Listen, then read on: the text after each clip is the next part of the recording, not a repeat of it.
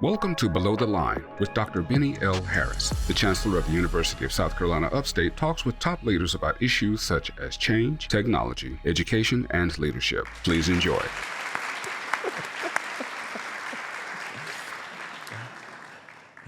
This is going to be We are fantastic. really here at the BMW Xantrum Center. And Louis, you have never seen an audience or had a welcome like you've had today, right? I have not. This is actually super cool. Excellent. This is the United States BMW headquarters, a German-based company. So you grew up in France and Italy before returning to the U.S. Can you share a formative memory from your early life abroad that shaped how you see innovation and leadership today? Yeah, absolutely. So, grew up in France and Italy. My dad played professional basketball. And so for me, in my current adult life, I'll say, people call me a translator. And that's actually how I started, right? So when I was 3 years old, became fluent in French. English is actually my second language. So I was my parents' translator from around 3 years old to 10 years old, helping them navigate France. My dad today still claims to speak French. He loves it when I say that. The best part is when he actually tries to translate French for me, even though I still speak it. So it's one of those things. So, what growing up overseas and having that experience and being a translator for my parents did for me in leadership today was allowed me to walk into a room and try to read it as fast as possible. Try to figure out how to fit in. Try to figure out what's the important piece that I could miss that needed to help my parents, and today needs to help the community. And so, am I speaking loud enough? I'm good. Okay, sorry. we can cut that part. So for me, it I found myself sitting in rooms as an adult with governors, with university professors, with now NVIDIAns is what we call ourselves, and being able to translate between what's being asked by a university, what's being asked by a governor, and what NVIDIA is used to hearing. Helping NVIDIA understand now how to speak the language of government, how to speak the language of universities differently than just research and engineering. Helping NVIDIA figure out how to lead in the space of ecosystem development, right? It's not just about compute. How do we translate the needs of our customer, right? Even though we don't necessarily have a direct-to-consumer model, but you guys are still our customer because you guys are using the tools that are built on our stuff. Yeah. So how do we understand what those needs are in order to produce the best stuff that's going to enable the next? And so for me, it wasn't always about being 100% in control of the situation, but being humble, walking into a room, understanding that I necessarily wasn't the one that knew everything, being a good listener, because I needed to be able to understand what was being asked, either overtly or not, and then translate that in a way that, we can actually make it actionable. So I didn't realize that your dad played professional basketball. Yes, sir. But you played professional basketball both in Peru and Belgium. Yes, sir. And so how did competing in that environment, maybe some of the same thing that you talked about, influence your leadership style or your mindset towards risk and adaptability? Yeah. So it's interesting because Peru was really the first test of my start with yes until I have to say no. Up until Peru, I had said no and missed opportunities to go play. And so literally with Peru, I was working at Macy's selling watches. But I was on the basketball circuit in and around the Bay. And I got this phone call 2 days before Thanksgiving. And the call was, "Hey, Louis, you want to go play basketball in Peru?" And I had already turned down Puerto Rico. I had already turned down Australia. I had already turned down bigger markets. And so I literally said, yes. And then but that was before I asked how much are they paying, how long's the season, and any of the other stuff. But it turned out that all that was still more than I was making at Macy's selling watches. And so literally the next day, I was in San Francisco getting my passport. And the next day after that, I was flying down to Lima, where I was greeted by the military because at the time, there was a terrorist organization led by an American woman. And So you have some stories there. we can talk about that later. But you know, walking into that situation, not knowing Spanish, nobody on the team speaking English, being the first American on the team in about 20 years, being the only American, because most international basketball teams have 2 Americans or 2 internationals now, was a true test in leadership because I had to learn how to trust my team, get them to trust me, learn how to speak Spanish as best as possible, as quick as possible. So I watched telenovelas, I had a dictionary, and I had the radio. And that's literally how I upskilled my Spanish language speaking in approximately a month.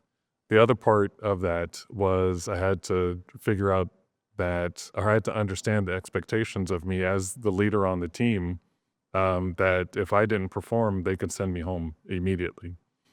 So translate that to now. Well, Jensen already said if I use AI, I have a job, so that's a good thing. But you know, I got to manage expectations. I got to be able to walk into rooms and speak a different language depending on the audience. Yeah. I have to lead a team, and they have to trust everything that I'm saying, and I have to be open to what they're saying in order for us to actually go out and do good for our customer, our users, our residents, you know, whoever it is. So, you know, start with yes, but until I have to say no. Thank you.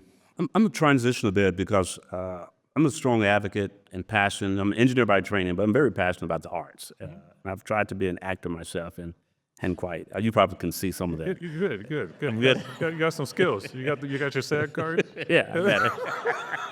So you hold a Bachelor of Arts from Santa Clara University. So how did the liberal arts education inform your approach to technology, strategy, and working across sectors? Yeah. So it's interesting because liberal arts found me, right? I actually went to Santa Clara to be a chemical engineer. I did not have the mentors around me. I did not have the support system around me to keep me on that path. So the coaches were very easily able to dissuade me from continuing down that path by telling me that it was going to take too much time away from basketball. Mm. Okay. So along the way, while I was discovering what school was, what it was like to have a career in basketball in college, I found the arts. I love to draw, I love to read, grew up overseas, so I loved arts and, you know, sculpture and all this other stuff. So I took classes. Yeah, but that wasn't because it was my major. That was just because I was interested in what they were talking about. So fast forward, 1993, 94, the coaches revoked my scholarship. So I left. That's actually when I started working at Macy's, found myself selling watches. Then I went overseas for a little bit and came back. And my counselor said to me, you have exactly 1 year left to figure out what you're going to do in order to get your degree from Santa Clara. And that's when liberal arts found me because, well, yes, I love to draw, I love to do all that stuff. I had taken a bunch of sculpture and ceramic classes because that part of creativity was amazing for me. So that's actually how I graduated with the degree in studio arts with an emphasis on sculpture and ceramics. So how has that degree been beneficial to your career? It's been fantastic because I don't think just as a technologist, I don't think just as an artist or a creative, I don't think as all that stuff. I think as all those things combined, which I think confuses a lot of people because I don't come at it like an engineer would. I don't come at it like a policy person would working in government. I actually try to take the whole landscape into effect, which might lead some people to think I'm trying to boil the ocean, but really it's really just taking a step back and really understanding, you know, again, what you're trying to impact. Okay. So before joining NVIDIA, you spent about 13 years in the public sector, including roles in Sacramento's first Chief Innovation Officer and as a Children's Deputy Director of Innovation and Entrepreneurship. What motivates you to make the shift from the public sector into tech? And how did those earlier roles prepare you for your current work? Yeah, so COVID motivated me, if I'm being 100% honest. I had done soft inquiries into tech. I talked to some folks ahead of time about possibly ended up in Saudi Arabia for the 2030 project. I had started some conversations with the Kings because they were doing a whole lot of tech stuff in the city. And then I told you guys about the call I got from NVIDIA. And so for me, it wasn't necessarily about leaving my service-based model, which is what I really thrived in on the government side. But now NVIDIA gave me the opportunity to enhance it and take it to global, right? So now I'm moving from a public sector role into a tech behemoth now, and I'm able to still serve. Still able to deliver on what my North Star is. Okay. So you've worked in government, Yes, sir. you've worked in startups, and now a global tech leader. What have you learned about leading change when you don't control all the levers? It's hard. I think the controlling change is tough, and you have to come into the room. I've had to come into the room and own the space, which is hard for me as an introvert. But I bring a lot of experience to the table, the translator piece, the ecosystem building piece, all that stuff. And so you walk into a room where they tell you, this is how we've always done it. This is how you have to do it. But then you figure out that the people that you're supposed to be working with are starting at a deficit. So you can't do it the same way. So then you actually have to start building. And being able to tell that story and bring NVIDIA along is probably the biggest change challenge right now. So you talked earlier about the 100,000 trainees that NVIDIA is doing in California. What lessons learned on that whole process that if you had to step back and redo it, what would you do differently? What would be the different approach that NVIDIA could take? Yeah. And those partnerships with? Yeah, absolutely. So I think, one of the biggest things, lessons learned with California is you have to make sure that there's alignment. If there's not alignment, you don't pull the trigger. Because it sent a signal to the rest of the world that we were entering the workforce and economic development space. But you don't have the wins and the acceleration that you need because you didn't have alignment throughout the state, throughout the universities. And so what we do see now as a replicable model is working in that exact same approach in other states where you start governor's office and you bring in everybody. You bring in the community colleges, you bring in the universities, you bring in the learning communities, and you actually have a conversation about what it is to transform an economy. Okay. You often frame your leadership style as service-based. What does that mean in practice, and especially when you're under pressure to deliver results? Yeah, absolutely. So one of my biggest sayings is I can't be a success without helping others be successful. And so as a service-based leader, for me, inside of NVIDIA, how do I get success for the people that are helping me out? So I can't deliver what an engineer can deliver. I can't deliver what some of the other folks that I may be asking for help doing. But what is it that is going to drive them to actually help me with the initiatives that I have when we're talking to a state about training? If I need to go call on a subject matter expert to come have a conversation with 100 students, what's the win for them? How does it benefit them? Yeah. And how does it actually help them promote? How does it help them in their storytelling at the end of the year? So earlier during your talk, you talked about involving others and involving community-based organization, involving people. So how do you sustain curiosity and growth when you're operating at a very high strategic level? Yeah, the curiosity comes because you don't know what's coming next. You don't know what's coming next in the next conversation. And some folks are coming up with some really, really innovative potential solutions to the challenges that are out there. And so the discovery part is what kind of drives me. And when I approach stuff as just a piece of the puzzle, it allows for that discovery to happen very differently. And so, you walk into a room and a lot of times you're surprised, but then, you go back to that start with yes until you have to say no.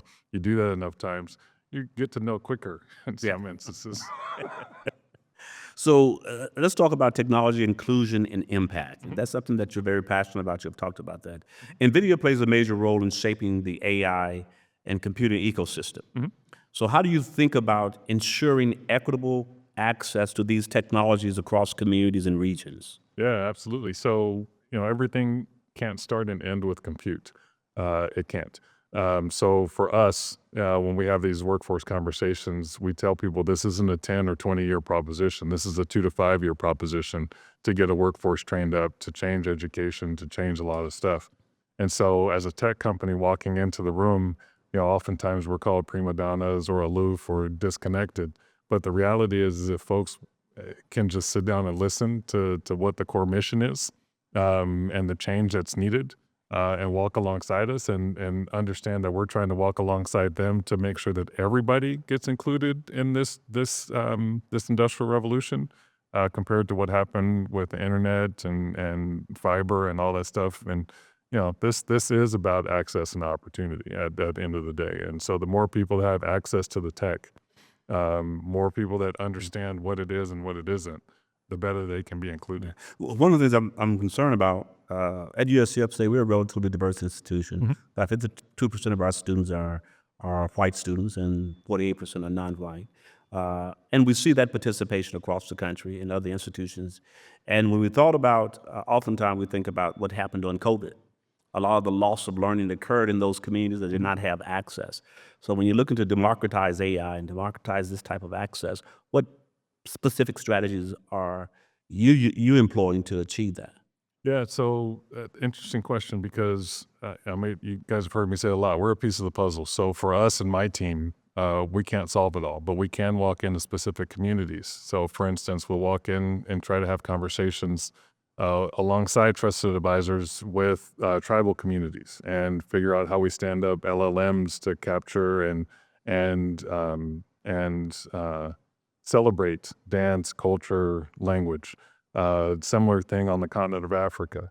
In California and in Alabama, we're walking alongside Black-owned newspaper organizations to tell stories around civil rights and Black journalism. So we try to do very specialized use cases to send signals, of how people can and should get involved.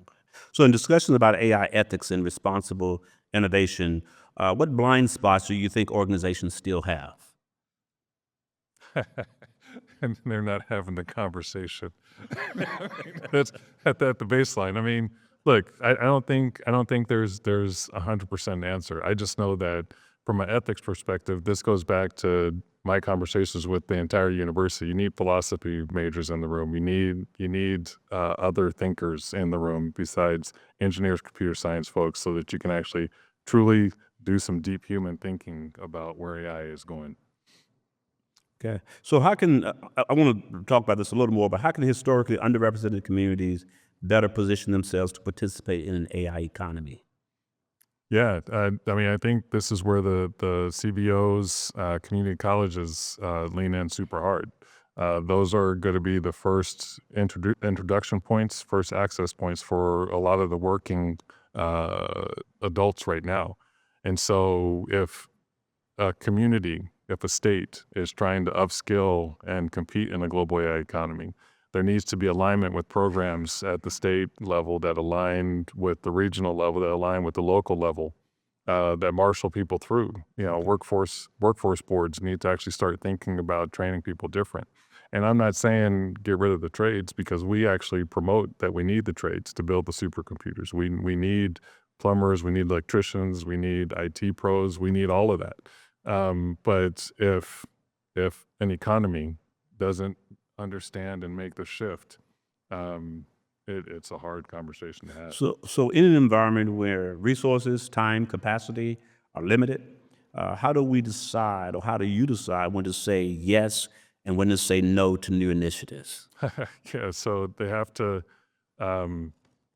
have a leader that is saying yes. That's the first. Two, they have to have alignment across a state or a university. They have to signal that they are interested in training a population, whether it be students, learners broadly, whatever, and that they have a connection into industry in and around them. If I see those four things, it's an easy yes to start the conversation until you start digging. Okay. See something different? Yeah. So, looking back over your career, let's talk about reflection and vision. Looking back over your career, is there a decision you made that you would make differently, and what would you adjust if you could? Is there a decision that you would make differently? Well, first, I'll just go quick chronologically. First, at 21, I'd have gone overseas as opposed to waiting till I was 27. That's first, to play basketball. Second, I would have probably not worked at the state as long as I did because I was being introduced to a lot of industry, but I thought that the state was where I could make the most impact. And then, last, I probably would have joined NVIDIA back in 2012. I know why. I have a couple of those too. So how do you see the balance between human creativity and machine intelligence evolving?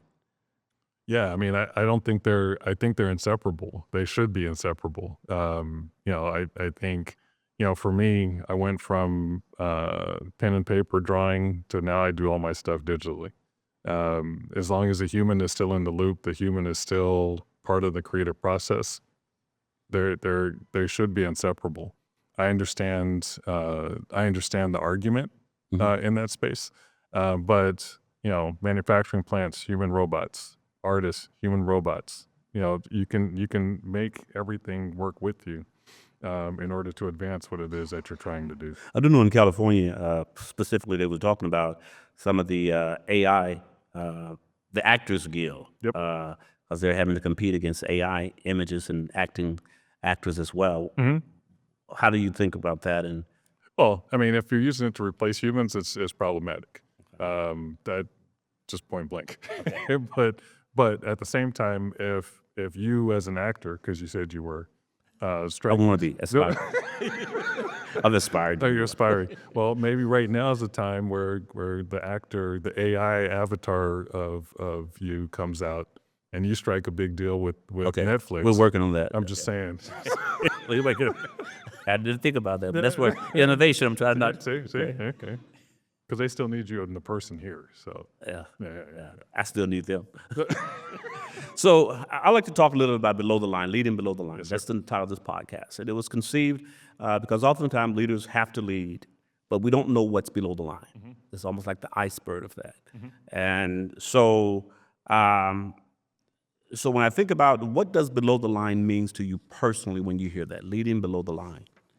Yeah. So, I think coming in for below the line working at the state, thinking that the state is only out to benefit the residents, was an eye-opening experience to know that wasn't necessarily the case, right? Because I walked into it not knowing politics. I understand politics. Walking into NVIDIA, leading below the line, well, the line was set, the bar is set with all the engineers, all the researchers, which make up 80% of the company. So you walk into a super high achieving organization, and you walk in from government really not knowing what you're walking into, and so leading below the line at NVIDIA is okay. I need to help shape the culture. I need to help shape the language. I need to. There's a whole different starting point. That I don't think I was aware of walking in. Okay. So, do you have a hero and who have been the biggest influence in your leadership journey, or and what have they taught you? Yeah, I think one of the easy answers is my parents, right? They they introduced me, my brother, my sister to the world through basketball. But the immediate answer would probably be my wife, because she is actually the one that helped me get reconnected to my family and reconnected to why I was doing what I was doing. So make sure she hears this video too. Absolutely. Yes. That'll give you some points. Yeah, hey, I'm gone. So Is there a quote or a mantra that resonate with you? yeah, I mean, there's two right now, right? So there's say yes until you start with yes until you have to say no, and then the other one is what I said. I'm not a success unless I can help somebody else be successful. And I honestly, truly live my life that way. Whether it be my kids, whether it be my friends. Uh, I told you I'm an introvert, but my friends know that if they need something from me, they can call me. And my job, the way I look at it, is to help folks be successful. And it's not even about me. It really is. How do I help you be successful here? How do I help you be successful with the tech? So what can I do to be helpful? I can't be everything to everybody, but if I can be a piece of success. And I see that. I see that in the invitation being extended, and you're accepting, and you're making it a point to try to get here. So finally, when you look at your own journey, from athlete to public servant to tech leader, what unites those chapters, one, and what's the through line that defines your leadership story?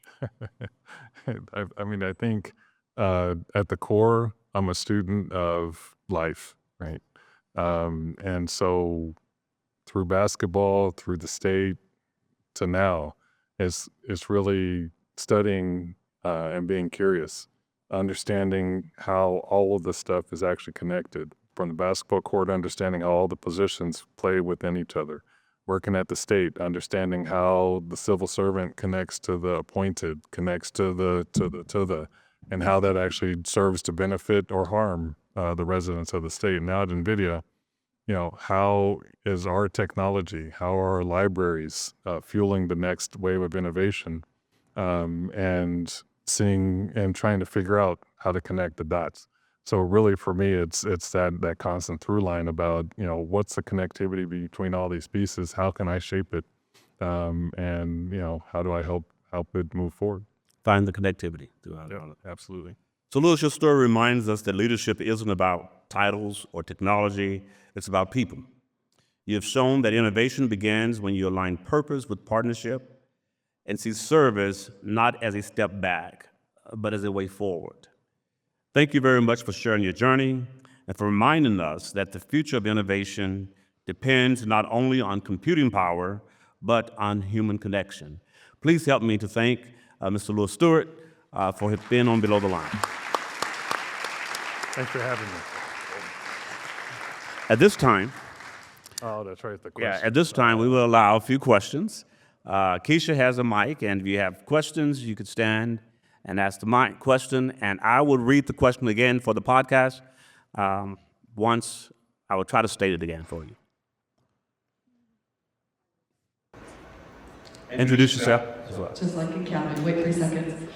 Hi, Louis. I'm Tanya Boone. I'm the Dean of the College of Arts, Humanities, and Social Sciences. Welcome to South Carolina. It was a pleasure to hear you speak and to meet you earlier. I'm sitting next to my colleague and friend, Dr. Jeannie Chapman, who is the Dean of the College of Science and Technology, where they are just now starting Bennie's dream of industrial engineering. So you said when you were giving your original remarks, you talked about how to bring engineers to the table with English majors. What does that look like? Yeah. So what does it look like to bring engineers to the table with English majors? Well, so for me, I have a super competitive nature, so a lot of my stuff starts with a competition, right? So if I'm talking to an engineer who's talking to me about how to get a job, I ask them, have you ever done marketing before? What else have you done besides engineering to help them think about getting out of their box, right? And so bringing those folks to the room is trying to help the English person figure out how they can translate for the engineer, but then the engineer actually learn how to present in a non-engineering way. That's what that would look like in practice. Okay. Yeah. I have a question next. Okay. And then we'll come back to you. We'll let Dr. Don't laugh, and then we'll come to you, sir. Sorry about that. I'm the Dean of the College of Nursing, and you mentioned innovation with healthcare. And when I was practicing on the floor, I remember a lot of times we would have challenges or problems, and then the administrators would bring what they perceived to be the solution. That sometimes made the work a lot more difficult. How will your company, or how do you envision interfacing with the nurses, or this could be for any field, the people who have boots on the ground, who are actually experiencing the challenges that need solutions? So, how do you help nurses integrate with the challenges with actual boots on the ground, find solution, using technology to find solution? Yeah, so I'll rewind back to COVID. What I presented to the city of Sacramento at that time was rolling out robots in the hotels where they were housing people, so that the robots were the ones taking care of the people because of COVID. In a hospital setting, if you put nurses and human care first, nurses are the interaction with the human to make sure that everything's okay. But there isn't a reason why a robot isn't the one delivering the cups of medicine, the food, the whatever, right? And so when you think about that in any industry, how does a human work alongside of a robot in a humanoid instance? How does a single parent get their kids to school with an autonomous car so they can actually go work? How does, you have to think of the art of what's possible. And so that, the city of Sacramento taught me that. Whenever I was bringing innovation to the city, whether it be delivery robots, autonomous cars, whatever it is, bring it to the community so they saw what was actually happening now. It wasn't just in a movie. And so that also helps people humanize and figure out how they are involved in the innovation next. Okay. I have a question. Thank you. Hi, I'm Marco Rios. I'm the bilingual business consultant at the Small Business Development Center here in South Carolina. So, France, Lima, the States. As an Hispanic, we sometimes face challenges with the cultural thing. How was that? Because we see Europe, Latin America, and here. How you overcome that and the language? Well, yeah. So oh, sorry. Go ahead. You got the question. How do you reconcile the language? Yeah, the language and the cultural barrier. Because sometimes it's like a cross-cultural thing and adapt the business and the personal part. Yeah, absolutely. So it's an interesting question because I learned how to assimilate really fast, right? What that means as an adult who's 6'7" is a lot of rooms I go into the room and sit down, right? So that we don't talk about basketball. Or we don't say, wow, you're tall. But understand, me growing up overseas, coming back to the States, it was a culture shock for me, right? I was mercilessly made fun of because I got straight A's and I spoke proper English. And that's because I learned on Hooked on Phonics and my mom made sure that I knew how to speak English, right? But I grew up speaking French and Italian. That's what I spoke. And so, it was one of those things where, unfortunately, I assimilated, right? I went from straight A's to C's because it was easier for me to get C's than keep getting straight A's and get teased. And, but then basketball ended up being kind of my neutralizing thing because people started leaving me alone because I was good at basketball. But until that point, the adaptation was rough. Moving to a new city every couple of years, being the bright, shiny object for the kids, whether that's good or bad, was a challenge. And even coming back to the U.S., going to private school, but not speaking English like they were. My cousins used to make fun of me all the time. That's family.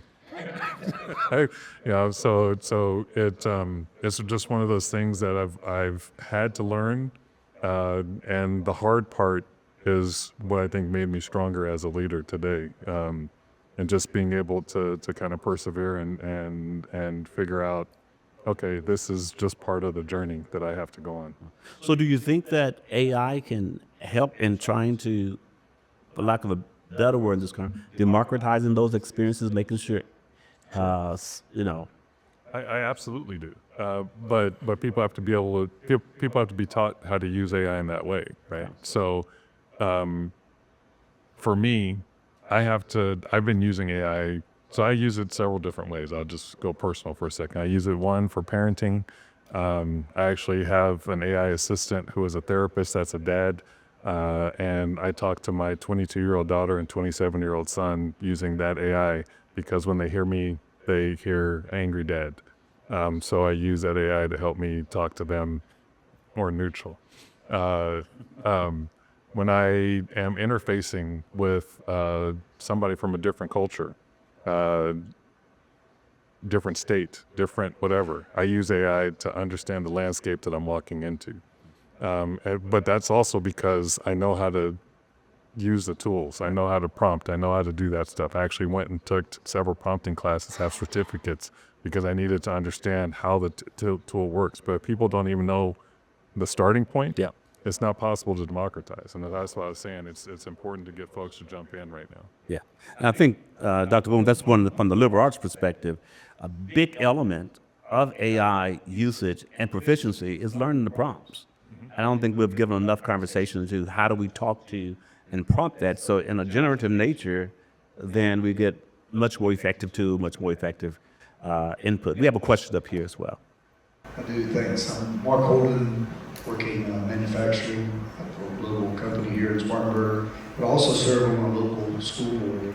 And so my question is, how urgent is it for public education to adapt to using AIs to make sure that there is equity and accessibility for all students? How urgent is it for it? K through 12 or all of K through 12. K through 12? Education. So if you look at it from a national perspective, the urgency is now. If you want to have a sustainable workforce as national security imperative, you have to have a K-12 system that's already teaching students how to use AI, how to think AI, how to work with AI, because the countries, cities of the future are all going to be powered by it. And so if you have a group of learners coming up that don't understand, then displacement actually happens, right? You have folks now that are called the unseen or the invisible, that aren't connected to the internet still, that aren't. Those are also the folks that need to be reached out to. So it's not just a K-12 thing, even though that's the foundation for the next pipeline. The urgency to actually get this into more people's hands is now. Thank you. So we have time for one more question.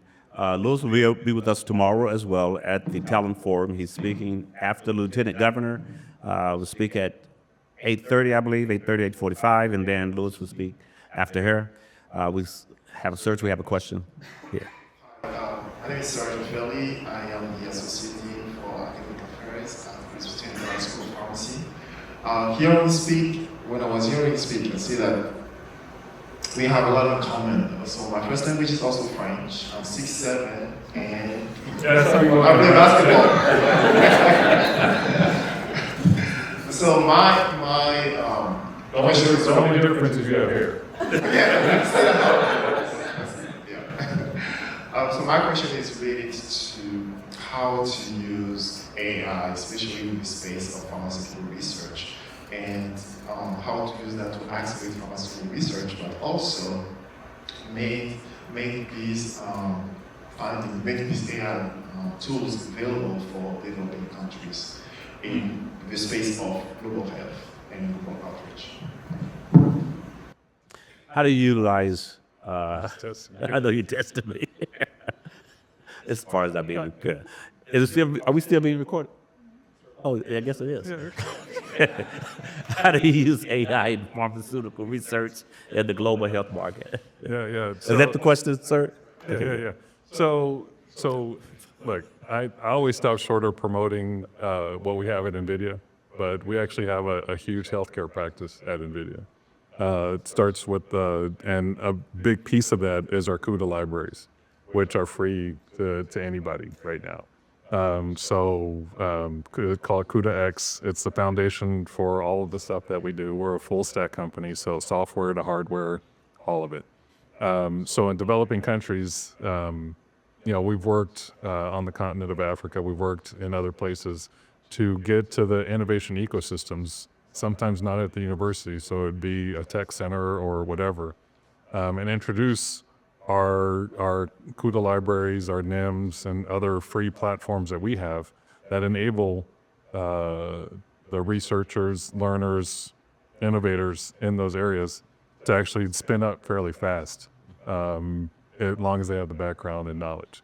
More recently, last week, we just announced our DGX Spark platform. So it's about a small pizza box size server that is the same power as the first DGX that powered OpenAI back in 2017. And so that serves to democratize the kind of stuff and access that you're talking about, because those are only $4,000. So as opposed to thinking that you need a $20 million SuperPod, you now can go to HP and buy a Spark. You can go and download NIMs onto the Spark. You can and actually start creating and building. And so on the health side, we have a whole suite, Monai and a whole lot of other stuff that allows pharmaceutical research to happen. Every time we go to the demo and they demo the healthcare stuff, they talk about the protein folding and the drug interaction stuff. So it's a deep practice within the company that more people should actually know about. Yeah. Well, thank you very much, Louis. I appreciate your time. I can tell that you want to get some rest. 5 hour energy. Your eyes are looking heavy now. It's right. I need to go to sleep. No, just kidding. But thank you all very much for Below the Line and for joining us today. The Below the Line podcast is brought to you by the University of South Carolina Upstate. Look for our monthly write-up in Greenville Business Magazine, and for more information, go to uscupstate.edu.